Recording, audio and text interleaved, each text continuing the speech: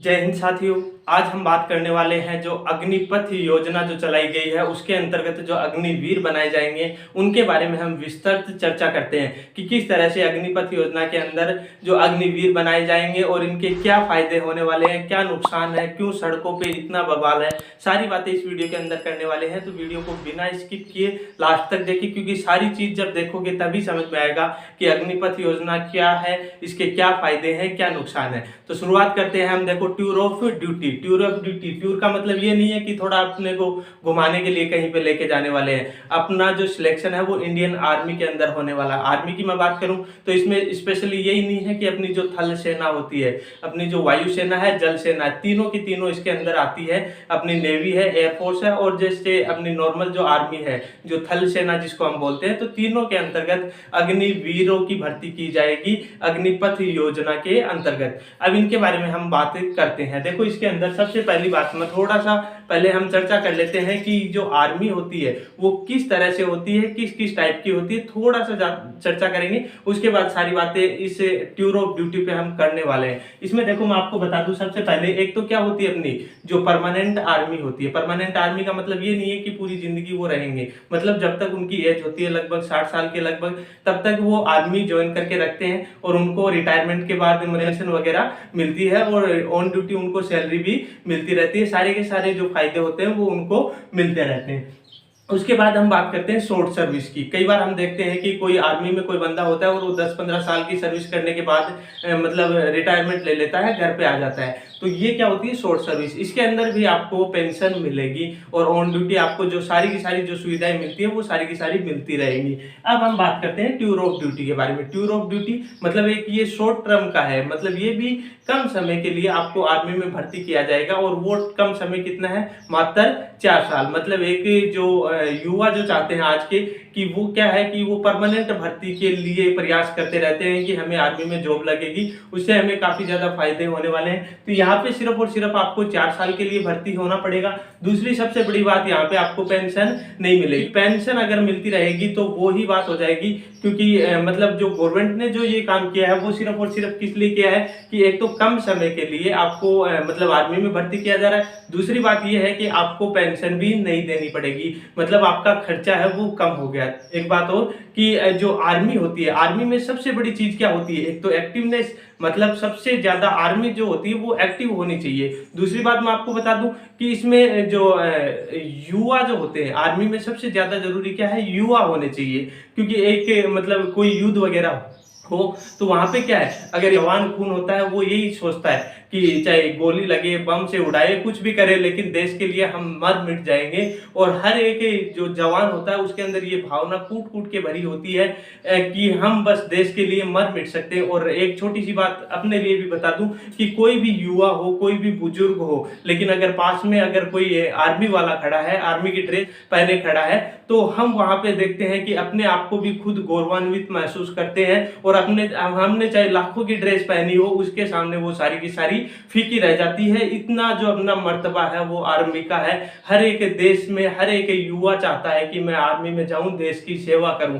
ये बस एक ये जुनून और जज्बा है, वो ही आर्मी की तरफ लेके जाता है हमें और देश सेवा करने का मौका मिलता है। अब इसके अलावा देखो, थोड़ा सा हम इस टूर ऑफ ड्यूटी पे थोड़ा सा विस्तृत चर्चा करेंगे। उससे पहले मैं थोड़ा सा और बता दूं आपको कि अपने पास एक क्या होती है, टेरिटोरियल आर्मी होती है, जिसमें अपने को क्या करते हैं, प्रशिक्षण देते हैं। प्रशिक्षण का मतलब थोड़ा वो ट्रेनिंग देते हैं और उसके बाद आपको वापस से घर भेज दिया जाता है। मतलब ऐसे युवा सिलेक्ट करते हैं जिनको ट्रेनिंग देते हैं और उनको वापस घर पे भेज देते हैं। जब अगर युद्ध अगर कहीं पे छिड़ जाए तो वहां पे क्या करते हैं, उनको वापस से बुला लेते हैं और वापस बुला के उनको युद्ध में काम में लेते हैं और जैसे ही युद्ध खत्म हुआ वापस घर पे भेज देते हैं। जैसे अपने पास जो MS धोनी का एग्जाम्पल है, ये क्या है, टेरिटोरियल आर्मी से है और ये क्या करते हैं, मतलब लेफ्टिनेंट कर्नल के पद पे है। तो ये होती है अपनी टेरिटोरियल आर्मी, जिसके अंदर क्या है कि कुछ समय के लिए आपको ट्रेनिंग दी और जरूरत पड़ी तो आपको काम में लिया और बाद में वापस घर भेज दिया। उसके बाद क्या होती है, इनवर्स इंडक्शन होती है।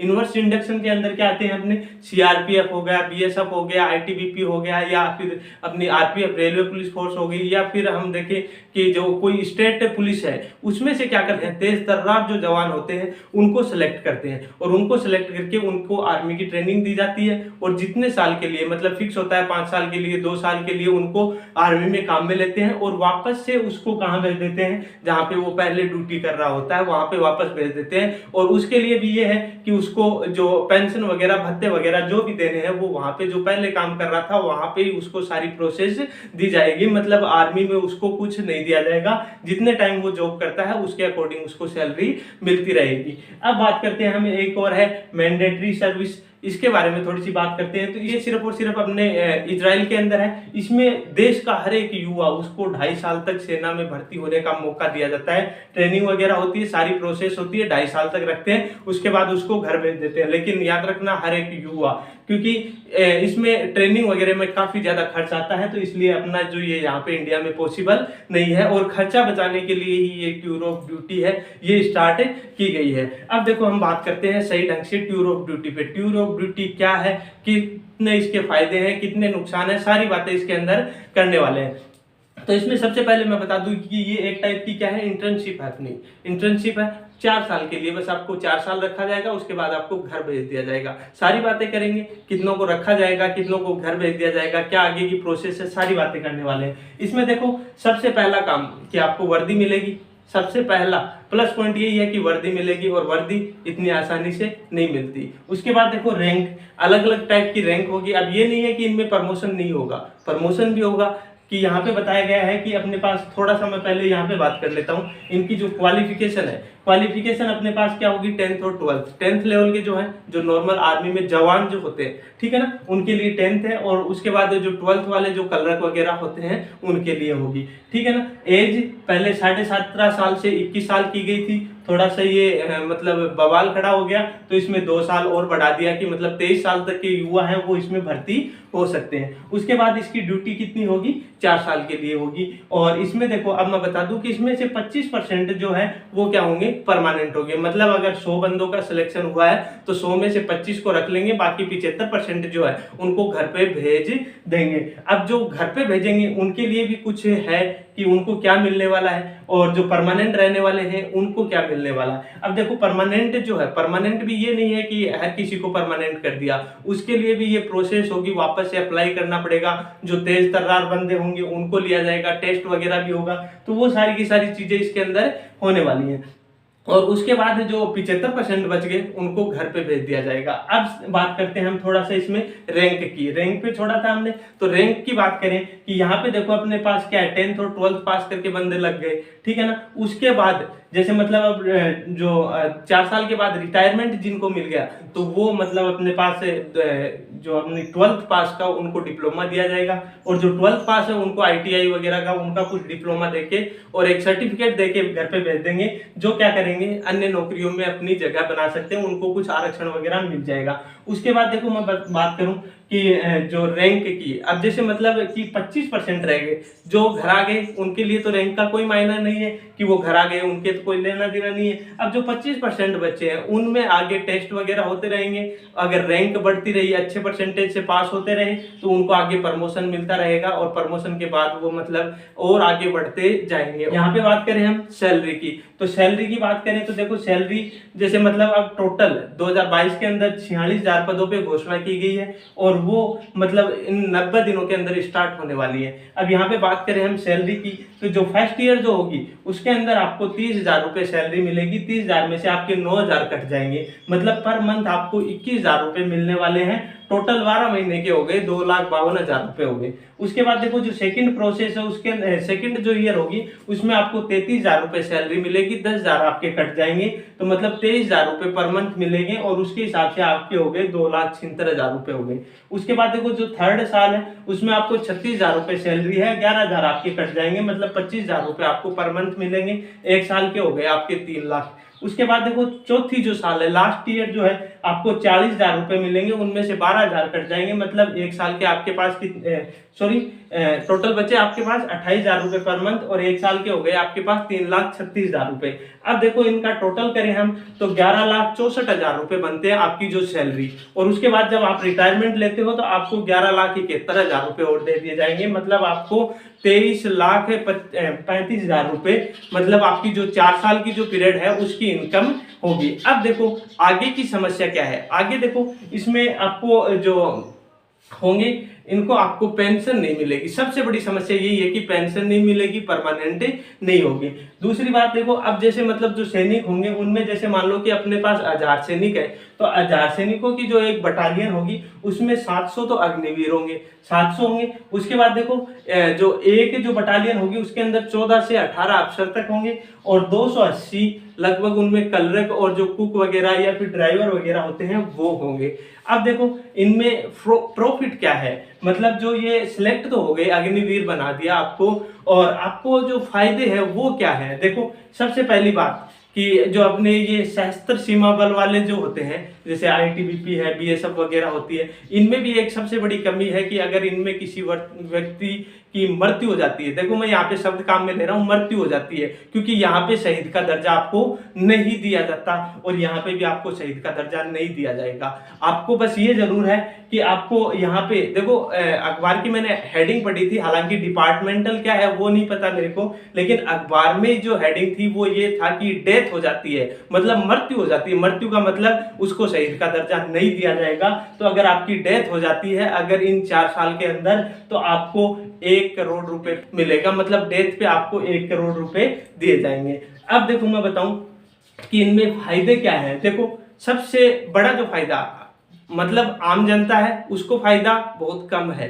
क्यों? क्योंकि जो हर एक युवा जो चाहता है वो ये चाहता है कि मैं परमानेंट जॉब लूं, ठीक है ना। तो वो जो युवाओं का सपना है वो पूरी तरह से फेल हो चुका है कि जो परमानेंट जॉब का जो सपना देख रहे थे वो पूरी तरह से ध्वस्त हो गया है। आपको सिर्फ 4 साल के लिए अग्निवीर बनाए जाएंगे। हालांकि देखो एक चीज मैं आपको बता दूं कि यहाँ पे इस तरह की भी कोई घोषणा नहीं की गई है कि जो परमानेंट भर्ती निकाली जाती थी वो अब निकाली जाएगी या नहीं निकाली जाएगी। उसका अभी तक कुछ क्लियर नहीं हुआ है कि आपकी जो परमानेंट भर्ती है वो निकाली जाएगी, नहीं निकाली जाएगी, या उसको पूरी तरह से खत्म कर दिया जाएगा। ये अभी तक कुछ डिसाइड नहीं किया गया है। बस ये आपको बताया गया है कि अग्निवीरों की भर्ती होगी, वो भी 4 साल के लिए होगी। अब देखो बात करते हैं कि गवर्नमेंट के एक तो ये फायदा हो गया, 4 साल के लिए युवा सैनिक मिल गए। युवा सैनिक मतलब जो हर एक काम को बहुत ही तेजी से फुर्ती से करने वाले हैं, एक्टिव है। जो आर्मी हो गई वो हो गई, युवा जो जवान है वो मिल गए। और उसके बाद देखो गवर्नमेंट के सबसे बड़ा फायदा क्या है कि सिर्फ और सिर्फ 4 साल के लिए आर्मी मिली। खर्चा कितना आया एक जवान पे? 1 करोड़ रुपए, ठीक है ना। मतलब अगर उसकी डेथ भी हो जाती है, अगर डेथ नहीं होती है तो मात्र 23 लाख, ठीक है ना। और वैसे अगर कोई जवान है वो परमानेंट है, तो परमानेंट जवान को अगर स्टार्टिंग से लेके लास्ट में रिटायरमेंट तक देखें तो टोटल खर्चा आता है 11 करोड़ रुपए।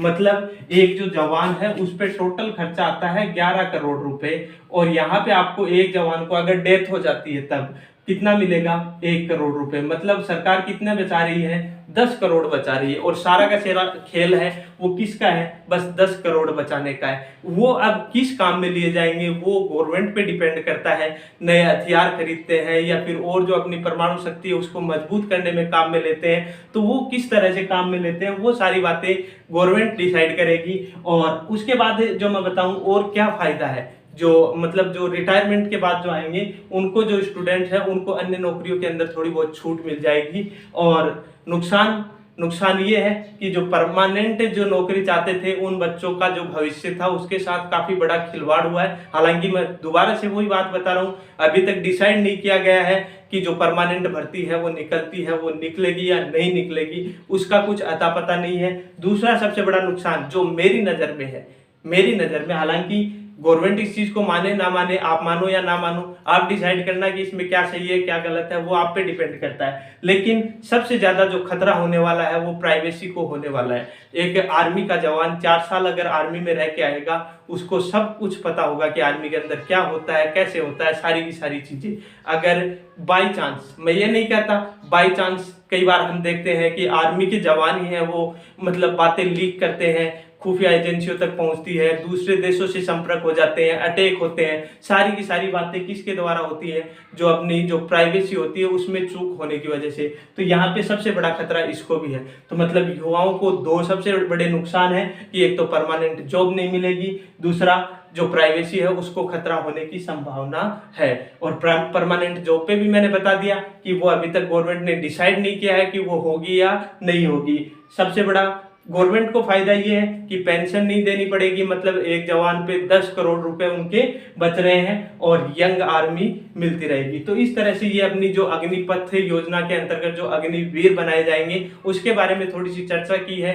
अच्छी लगे तो लाइक करें और अपने दोस्तों के साथ शेयर भी करें। और आगे अगर इस पे कोई चेंजेज आते हैं, हालांकि अभी तक देखो आप देख रहे हो चारों तरफ बवाल मच रहा है सिर्फ और सिर्फ किसके लिए, जो परमानेंट भर्ती है उसके लिए। हालांकि और कोई इश्यू नहीं है इसमें, सिर्फ और सिर्फ सारे बच्चे यही चाहते हैं कि परमानेंट भर्ती मिल जाए। क्योंकि हम देखते हैं अधिकतर गांवों के अंदर, शहरी क्षेत्रों में कम बच्चे मिलेंगे, ग्रामीण क्षेत्रों के अंदर जो बच्चे हैं वो सारे के सारे आर्मी भर्ती स्टार्टिंग जो उनकी होती है 10th तक, उनके दिमाग में यही भरा रहता है कि हमें इंडियन आर्मी ज्वाइन करना है और वो सारे के सारे बस परमानेंट भर्ती के लिए लगे होते हैं। कई बच्चों को तो मैंने ये भी देखा है, अब 3 साल से भर्ती नहीं निकली तो पैरों में दौड़ दौड़ के घुटने भी आपस में टकराने लग गए, इतनी बुरी हालत हो गई है बच्चों की। और लास्ट में अगर ये सिचुएशन आती है कि बच्चों को परमानेंट भर्ती के बारे में कुछ नहीं बताया गया, बीच में अग्निवीर जो है उनकी भर्ती की जाएगी, इस वजह से थोड़ा सा उपद्रव है। सभी से मेरा यही विनम्र जो विनती है वो यही है कि उत्पात नहीं मचाएं,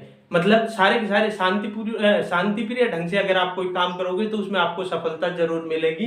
तो सारों को शांतिप्रिय ढंग से अपना प्रदर्शन है वो करना है, जो मांग जायज है उसको अपने को उठाना है और उसके अंतर्गत ही आपको कुछ अच्छा डिसीजन मिल सकता है। तो आप खुद डिसाइड कर लेना कि किस तरह से आपको ये फायदे के लिए है, नुकसान के लिए, ये आप पे डिपेंड करता है। मैंने पूरी तरह से समझाने की कोशिश की है। अगर कोई और चेंजेज इसमें आएंगे तो वो आप तक पहुंचा दिया जाएगा।